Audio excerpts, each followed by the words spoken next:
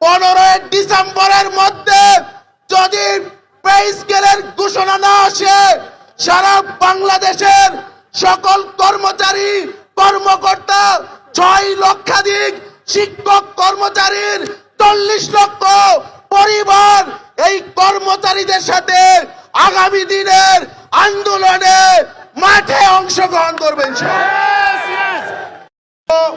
17-20তম গ্রেডে বেতন পান, আপনাদেরকে কিন্তু একই বাজার থেকে বাজার করতে হয়, ঠিক কিনা?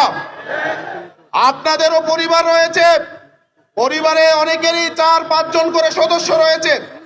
যারা প্রথম গ্রেডে বেতন পান তাদেরও পরিবার রয়েছে, 4-5 জন সদস্য রয়েছে। কিন্তু আমরা বিস্ময়করভাবে লক্ষ্য করেছি, প্রথম গ্রেডে যারা বেতন পান আর 20তম গ্রেডে যারা বেতন পান তাদের বেতনের মধ্যে আকাশ পাতাল ব্যবধান রয়েছে।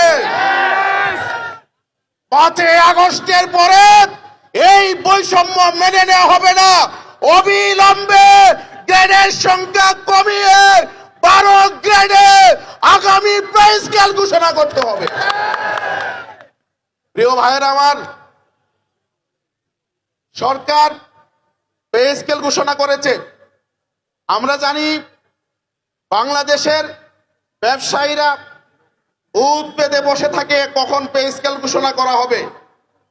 যখন পে স্কেলের ঘোষণাটা আসে, সাথে সাথে বাজার সিন্ডিকেট করে 1 দফা সকল দ্রব্য পণ্যের মূল্য বাড়ায় দেওয়া হয়, ঠিক কিনা?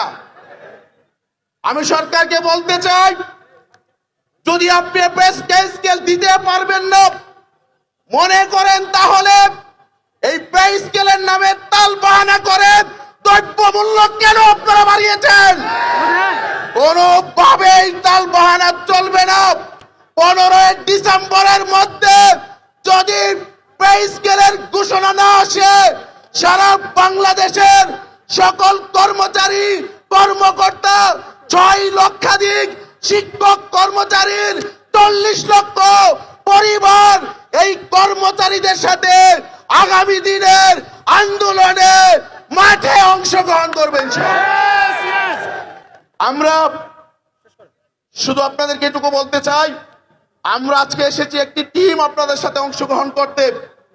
নেতৃবৃন্দ যদি আগামী দিনে কর্মসূচি ঘোষণা করে, আমরা পাই 40 লক্ষ মানুষের পরিবার, আমি তাদের পক্ষ থেকে আপনাদেরকে কথা দিয়ে যাচ্ছি, আগামী দিনে আপনারা এই পে স্কেল বাস্তবায়নের জন্য যে কোনো আন্দোলন ঘোষণা করবেন, 6 লক্ষাধিক শিক্ষক পরিবার সরাসরি আপনাদের সাথে অংশগ্রহণ করবে।